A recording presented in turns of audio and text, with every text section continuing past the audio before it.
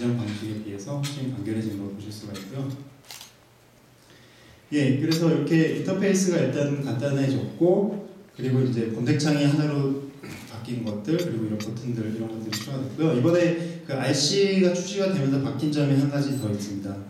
예를 들면은 탭이 굉장히 많은 경우에 뭐 5개만 이상 넘어도 탭에 어떤 글씨가 써 있는지 알아보기가 좀 힘들어지는데, 이런 경우에는 오른쪽 클릭을 해서 별도의 행의 탭 표시라는 기능을 이용을 해가지고 이렇게 표시를 해줄 수가 있습니다. 저희가 실제로 내부에서 그 사용자 테스트를 해보니까 그 탭을 3개, 4개, 5개 이상 사용하는 사람이 10%도 안 되는 사용자 수래요. 그래서 대개의 경우에는 그 탭을 뭐 3개, 4개 정도밖에 안 쓰는데, 그 나머지 뭐 5%, 10% 되는 사용자들 같은 경우에는 이렇게 탭을 많이 사용하기 때문에 그런 경우에는 옵션으로 이렇게 켜서 이 기능을 사용할 수 있도록 제공을 하고 있습니다. 그리고 이번에 추가된 기능 또 한 가지가 이렇게 새 탭을 이렇게 열어서 브라우징을 하는 와중에 다시 탭을 닫고 오른쪽 클릭을 하면 최근에 닫은 탭을 다시 열 수 있는 기능이 있습니다. 그래서 실수로 탭을 다 닫았는데 다시 그 탭을 열어서 컨텐츠를 확인해야 되는 경우에는 최근에 닫은 탭을 다시 열어서 그 사이트에 다시 접근을 할 수가 있습니다. 예, 지금 인터넷 익스플로러가 검색어 순위 1위에 올라있네요. 여러분 역사적인 순간을 같이 하고 계십니다. 네. 그 다음에 이제 그 몇 가지 또 소개시켜드릴 부분이, 이제 지난번에도 이제 한번 설명을 드렸는데 그때 또 못 들으신 분들도 있을 것 같고, 예, 지나치신 분들도 있을 것 같아서, 아니면은 뭐 다시 블로깅을 하시는데 좀 도움이 되실까 해서 이 탭을 분리하는 기능이 있죠. 탭을 분리를 해서 윈도우즈 7의 그 에어로 스냅 기능을 이용해서 양쪽으로 이렇게 붙일 수 있는 기능이 있습니다. 지금 네이버 페이지가 잘 안 열리는데요. 이런 식으로 탭을 좌우로 붙이고 그걸 다시 드래그해서 붙이는 이런 탭 분리 기능이 있고, 그 다음에 이 기능이 추가적으로 그 인터넷 익스플로러 9에만 있는 기능이죠. 이 탭을 드래그해서 하단에 이렇게 썸네일로 등록을 할 수 있는 기능이 있습니다. 이 좌우 표시줄에 등록을 해서 이 웹사이트에 언제든지 접근을 할 수 있도록 도와주는 기능인데요. 여기 부분만 클릭을 하게 되면은 이 사이트가 열리겠죠. 뭐 예를 들면 이번에 이제 그 대박 사례가 하나 추가됐습니다. 그 네이트닷컴에서 이거를 적용을 하셨는데요. 네이트닷컴의 사이트 들어가신 다음에 네이트의 탭을 드래그해서 하단에 이렇게 등록을 하시면 네이트 같은 경우에 뭐 이렇게 등록하는 건 어떤 페이지든 다 됩니다. 그런데 오른쪽 클릭을 했을 때 이렇게 추가적인 메뉴들이 나오게 됩니다. 이거를 이제 윈도우즈 7의 점프리스트라는 기능으로 제공을 하고 있는데, 네이트의 사용자들이 가장 많이 가는 사이트, 뉴스, 판, 앱스토어 같은 것들을 바로 링크로 접근을 할 수 있고, 뿐만 아니라 나와 관련된 개인화 서비스들도 이렇게 별도의 링크들을 이용해가지고 바로 이동할 수 있는 서비스 제공하고 있습니다. 뉴스를 클릭을 하게 되면 네이트의 뉴스로 바로 이동을 해서 좀 더 빠르게 그 웹사이트 서비스로 접근할 수 있는 이런 기능들을 제공하고 있습니다.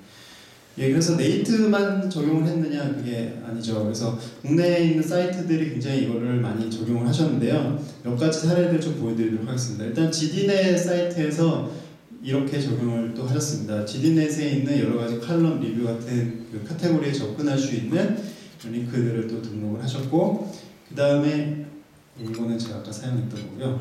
조이스라는 사이트에서는 조이스 MSN 사이트뿐만 아니라 그 자매 사이트들 있죠. 자매 사이트들을 이렇게 등록을 해가지고 이 사이트 사용자들한테 다른 서비스들을 접근할 수 있는 링크들을 제공하고 있고요. 판도라의 경우에도 이쪽 같은 경우에는 가장 최근에 본 어떤 페이지나 채널, 서치 이런 것들을 그 리스트에 등록을 해줬습니다. 그 다음에 베타뉴스 같은 경우에도, 베타뉴스 같은 경우에는 되게 신경을 많이 써주신 게 각각의 카테고리를 노출하고 그 앞에 예쁘게 아이콘까지 직접 디자인을 하셔가지고 넣으셨는데요. 여러분들 지금 블로그를 이용하고 계시면 여러분들 블로그에 여러 카테고리에 맞는 아이콘이나 이런 것들 예쁘게 등록을 하셔가지고 이런 식으로 그 서비스를 사용자들이 여러분들 블로그 더 많이 방문할 수 있도록 할 수가 있습니다. 저희가 이 기능을 선보인 다음에 실제로 그 해외에서도 많은 그 웹사이트들이 이 기능을 적용을 했습니다. 지금 보시는 사이트들이 대표적인 사례들인데요. 뭐 페이스북이나 뭐 트위터 이런 사이트뿐만 아니라 아마존이라든지 이런 사이트들도 현재 이 피닝이 적용이 되었고 이런 식으로 적용이 되어 있습니다. 그래서 뭐 베스트셀러 보기, 새로운 제품 보기 뭐 이런 식으로 쇼핑 사이트는 쇼핑 사이트에 맞게 이런 것들 입맛에 맞춰서 개발을 했는데요. 실제로 저희가 이걸 적용한 사이트들 대상으로 조사를 해봤더니 이거를 적용을 했을 때 적용을 하기 전이랑 비교해서 15에서 50% 가까이 방문자 수가 증가를 했다고 합니다. 그래서 방문자 수의 증가 효과가 있는 서비스를 더 이런 것들을 활용하실 수가 있을 것 같습니다. 예, 그래서 여기까지 심플한 인터페이스에 대해서 좀 설명을 드렸고요. 예, 제가 한 가지 더 재밌는 것도 소개시켜드리겠습니다. 여러분들 페이스북, 트위터나 소셜 네트워크 서비스 많이 이용하시죠? 최근에는 여러 개의 사이트 동시에 이용하는 경우가 많아졌는데요. 탭을 이제 드래그해서 하단에다가 이렇게 등록을 하게 되면 언제든지 이제 페이스북 사이트에 접근을 할 수가 있겠죠. 그런데 이번에 추가된 인터넷 익스플로러 기능 중에 인터넷 옵션에 들어가시면 홈페이지 탭이라는 게 있습니다. 이건 뭐냐면 하단에 등록한 이 사이트 고정에 대해서 여러 개의 웹사이트를 추가로 더 등록할 수 있는 겁니다. 제가 데모를 좀 보여드릴 텐데요.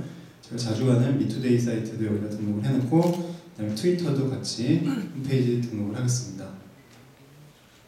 이렇게 하고 다시 앞서 보셨던 밑에 있는 이 아이콘을 클릭을 하게 되면 페이스북과 미투데이와 트위터가 한꺼번에 열리는 거 볼 수가 있습니다. 요즘에 소셜 브라우저라든지 이런 것들 나오고 있는데 그런 식으로 활용을 하실 수도 있고 아니면 여러분들이 블로그를 여러 개 관리한다 그러면 하나의 블로그들을 묶어가지고 아이콘을 등록해 놓으실 수도 있고 아니면 뭐 금융 사이트들 모아가지고 하나 등록할 수도 있고 이렇게 해서 사이트를 묶어서 관리를 하시면 그 사이트를 좀 더 편하게 접근하실 수 있는 이런 기능들을 이번에 제공을 하고 있습니다. 예, 뭐 사소한 부분이지만 인터페이스 측면에서 봤을 때도 상단에 뭐 기억하시는 분도 있는지 모르겠지만 베타 때는 여기 모서리가 되게 둥글둥글했었죠. 그런 부분도 각지게 좀 더 심플해지게 바뀌었고 그리고 굉장히 예민하신 분들은 저처럼 좀 예민하신 분들은 눈치채셨는지 모르겠지만 상단에 한 3필승 정도 되는 흰색 라인이 있었습니다. 그 부분도 이번에 없어져서 그런 부분들도 더 최적화된 부분이라고 말씀드릴 수 있을 것 같습니다. 심플한 인터페이스에 대한 설명을 여기까지 드리고요. 예. 그 다음에 이제 설명드리면 보안에 대한 부분인데 보안은 여러분도 아시겠지만 인터넷 익스플로러에서 굉장히 신경을 많이 쓰는 부분이기도 합니다. 지금 이거는 소셜 네트워크 서비스나 이메일이나 이런 여러분들의 네트워크를 해킹을 해서 불리한 소프트웨어, 말웨어를 배포를 하는 시도에 대해서 차단율을 보여주는 겁니다. NSS랩이라는 곳에서 리서치를 한 결과고요. 이 결과를 보시면 인터넷 익스플로러 9 같은 경우에는 99%를 차단을 다 하고 그리고 인터넷 익스플로러 8 같은 경우에는 90% 정도 차단을 하는데 파이어폭스나 다른 브라우저들 같은 경우에는 거기에 많이 못 미치고요. 파이어폭스에만 비교해봐도 5배 이상 차단이 잘 되는 거 볼 수가 있습니다. 실제로 이게 인터넷 익스플로러 지난번 보셨을 때 베타 때 이게 95% 정도 됐었는데요. 이번에 추적 방지 기능이 들어가면서 이게 99%가 됐다고 합니다. 그래서 보안 기능들도 좀 간단하게 시연을 하면서 설명드리도록 하겠습니다. 보안 기능은 인터넷 익스플로러 6하고 같이 비교를 해보면 좋을 것 같습니다. 6를 쓰시는 분들이 보안이 취약하다고 얘기를 해도 그렇게 크게 실감을 못 하시는 것 같아요. 그래서 몇 가지 사례를 보면서 설명을 드리도록 하겠습니다. 예, 보안. 일단은 사이트에 뭔가 안전하지 않은 요소가 있을 경우에 차단을 해주는 기능입니다. 인터넷 익스플로러 6에서 한번 이 링크를 접속을 해보도록 하겠습니다. 메일에 포함된 링크라든지 아니면은 여러분들의 SNS에 포함된 링크라든지 지금 보시면 이 페이지 안쪽에 이렇게 아이프레임처럼 컨텐츠 하나 들어있고 여기 도둑 얼굴이 있는 거 볼 수가 있습니다. 저희가 이거 샘플로 만든 건데 여기에서 사용자 정보를 수집한다든지 다른 사이트 내용임에도 불구하고 이렇게 표시되는 이런 것들이 인터넷 익스플로러 6에서는 어떤 별도의 경고 메시지도 없이 나타나는 거 볼 수가 있습니다. 그런데 인터넷 익스플로러 9에서 접근을 하게 되면요, 이 사이트 요소들을 확인을 하고 이런 식으로 빨간색 창을 띄워서 여기가 이제 무위험하다는 것을 보여주면서 차단을 시켜줍니다. 그래서 이런 식으로 웹사이트의 위험 요소들을 차단을 하고 있고요. 이게 실제적으로 어떻게 쓰이게 되냐면 또 다른 비슷한 사례가 있어서 이거 보여드리면 좋을 것 같은데요. 이런 메시지 많이 보셨을 거예요. 사이트들 이렇게 방문하시다 보시면 이런 메시지 많이 보셨죠? 이 페이지는 잘 안 보시나요? 예, 이런 메시지 보시면 보통 어떻게 하세요? 얘 그냥 누르시죠. 얘를 누르면 그러니까 얘가 맨 앞에 있으니까 얘를 그냥 누르죠. 별로 문제가 없을 것 같아요. 그래서 얘를 누르게 되면은 지금 여기에 메시지가 나오고 여기에 이제 이 사이트가 지금 피싱 사이트라는 걸 보여주는 겁니다. 그래서 밑에다가 아이디 패스워드를 친다든지 지금 여기 컨텐츠 같은 경우에도 보안이 안 돼 있는 다른 그 컨텐츠가 보여지는 거 볼 수가 있고 이런 식으로 피싱에 굉장히 취약하게 되어 있습니다. 그런데 인터넷 익스플로러 9에서는 예, 지금 보시면은 이 사이트에 접속을 했는데 그 위험한 요소들이 차단이 되었다는 메시지가 나오고 있습니다. 그래서 이렇게 해서 그 보안을 지켜서 이제 웹브라우징을 하실 수 있고 여기 밑에도 메시지가 보안 컨텐츠만 표시된다는 메시지가 나오게 됩니다. 그래서 여기서 모든 컨텐츠 표시를 누르지 않는 한 이 컨텐츠들이 안전하게 브라우징하는 데 그 도움을 드릴 수가 있을 것 같습니다. 그 다음에 이제 또 한 가지가 그 악성 소프트웨어죠. 얼마 전에 그 디도스 공격으로 온 나라가 난리가 났었는데요. 그 원인이 액티브엑스라든지 어떤 이런 불량 소프트웨어들이 배포가 돼서 그렇다고 합니다. 근데 그런 소프트웨어들이 여러분들이 뭐 알게 모르게 다운받는 파일들을 통해서 감염되는 경우가 많이 있는데요. 지금 오른쪽 인터넷 익스플로러 6에서 이 파일을 실행을 하게 되면 또 이런 메시지가 나옵니다. 보안 경보기는 한데요. 사실 이런 경우에도 여러분들 그냥 실행을 보통 일반적으로 하잖아요. 실행을 하게 되면은 여러분 컴퓨터에 그냥 바로 여기서는 여러분의 권한을 다 가져서 뭐든지 할 수 있는 환경이 됩니다. 그런데 마찬가지로 이거를 인터넷 익스플로러 9에서 한번 열어보겠습니다. 9에서 열면 이전에 보셨는지 모르겠지만 실행을 누르더라도 검사를 해서 빨간색 메시지를 이렇게 보여주게 되고요. 다운로드 봐서 여기서 삭제를 권장을 하고 있습니다. 그래서 이런 식으로 보안 부분에서 예전에 비해서 훨씬 강력하게 차단을 할 수 있고 이런 부분에서 그 컴퓨터를 잘 모르는 사람들이 이런 것들을 무의식적으로 다운받거나 이런 것들을 많이 차단을 해주고 있습니다. 예, 인터넷 익스플로러 6 데모는 여기까지고요. 추가적으로 뭐 한두 가지만 더 보여드릴 텐데요. 이번에 인터넷 익스플로러 9에서 추가된 기능 중에 액티브엑스 필터링이라는 기능이 있습니다. 이거는 이제 베타 때는 없었던 기능이고요. 이 액티브엑스 필터링은 안전에 들어가시면은 액티브엑스 필터링이라고 하는 옵션이 있는데요. 이 옵션을 키면은 항상 액티브엑스를 차단을 해줍니다. 그래서 샘플 사이트를 하나 보여드리면서 설명드리도록 하겠습니다. 예, 지금 이 페이지는 오브젝트들이 좀 많아가지고요. 지금 보시면은 상단에는 플래시 플러그인이 있고요. 중간에는 애플의 퀵타임 플러그인이 있고 밑에는 실버라이트라든지 오른쪽에도 여러 개의 배너들이 동시에 노출되고 있는 걸 보실 수가 있는데요.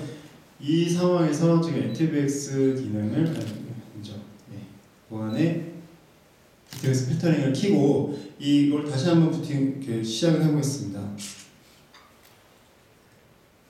예. 제가 다시 접근을 했더니 지금 위에 주소창에 보시면 이렇게 파란색 동그라미가 나오는 걸 볼 수가 있습니다. 이게 이제 액티브엑스 컨텐츠 차단됐다고 하는 걸 보여주는 그 메시지고요. 이런 파란 메시지가 나오면 그 사이트에 있는 액티브엑스들이 차단됐다는 것을 말해줍니다. 그래서 지금 안쪽에 있는 컨텐츠 보면 저기 이미지들 다 있는데 저거 액티브엑스 아니에요? 이렇게 얘기할 수 있는데 지금 이거는 그 대안의 태그들을 넣어서 지금 플래시가 안 되는 경우에는 GIF 파일을 보여주고 이거 밑에 비디오가 안 되는 경우에 HTML 파일 비디오를 보여주고 이렇게 하는 건데요.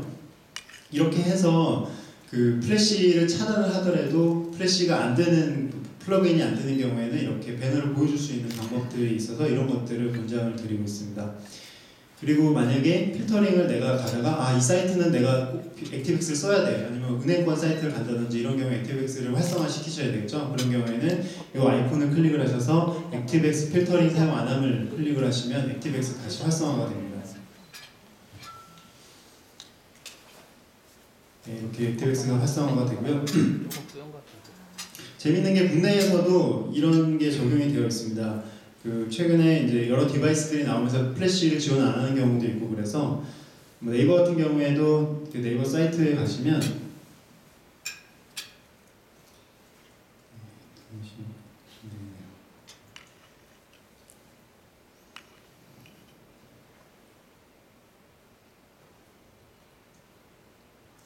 예, 다음만 보더라도 지금 플래시들이 있는 영역이 이렇게 그 차단이 돼서 이렇게 마크가 이렇게 나오는 거 보실 수가 있는데요.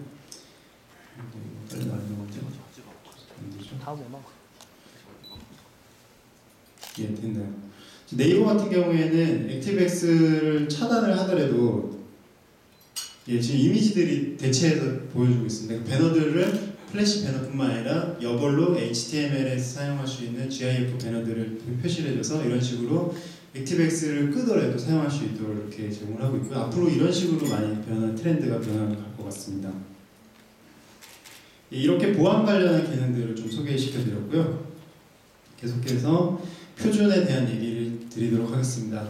표준 같은 경우에는 여러분들 뭐 HTML5 얘기 굉장히 많이 들으셨을 거예요. 앞으로 이제 HTML5가 차세대 웹 기술로서 그 여러 브라우저들이 지원하는 형태로 갈 텐데요. 이 HTML5를 지원하느냐 안 하느냐를 두고서도 최신 브라우저와 그 구후 브라우저를 구분을 하기도 합니다.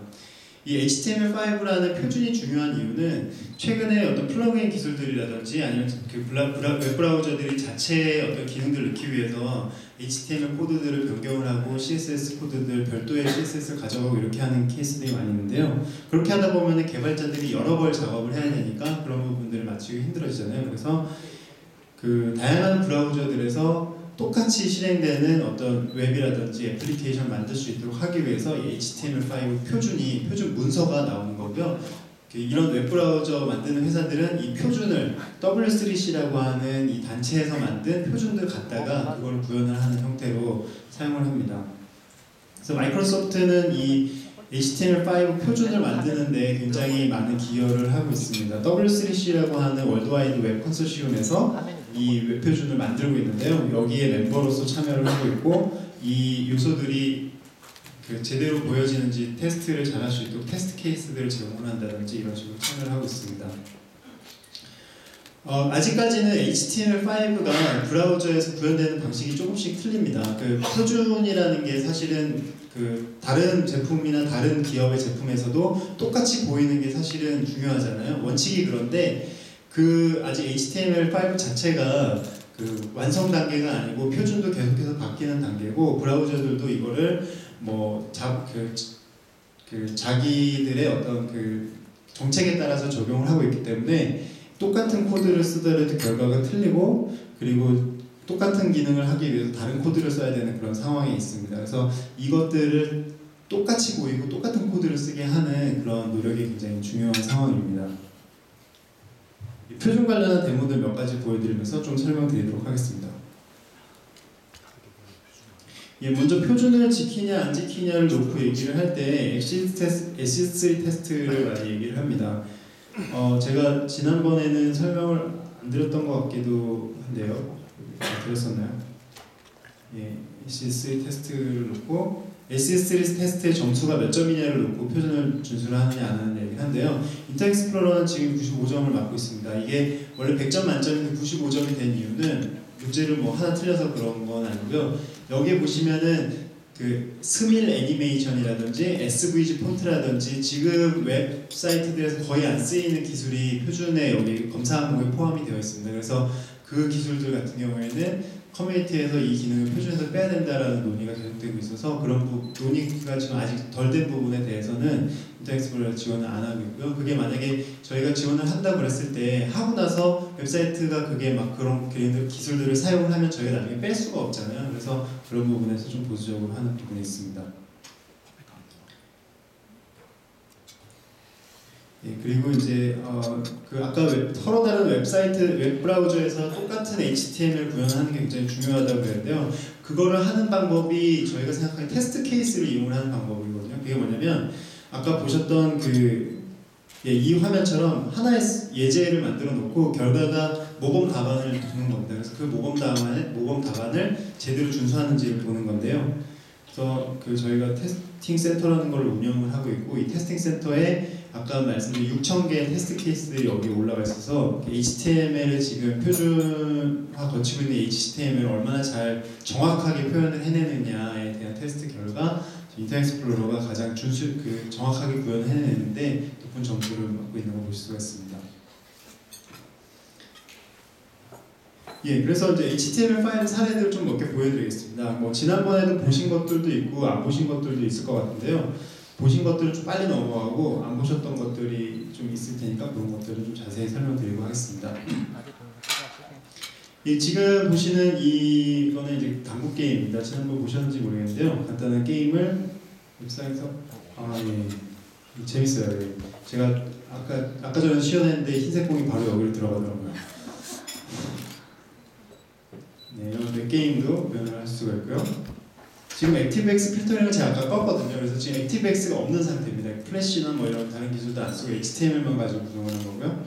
이거는 아이고 마우스가 이거 제스처를 이용을 해가지고 다음 페이지를 이렇게 넘기는 그 이북 사례입니다. 그래서 이렇게 인터랙티브한 이북. 요즘에 그 어린이들 구름빵이라든지 뭐 이런 애플리케이션들이 인기라고 그러더라고요. 그런 것들이 이제 이런 인터넷 익스플로러에서도 구현해서 즐기실 수가 있고, 웹툰 이거는 지난번에 보여드렸던 것 같은데요.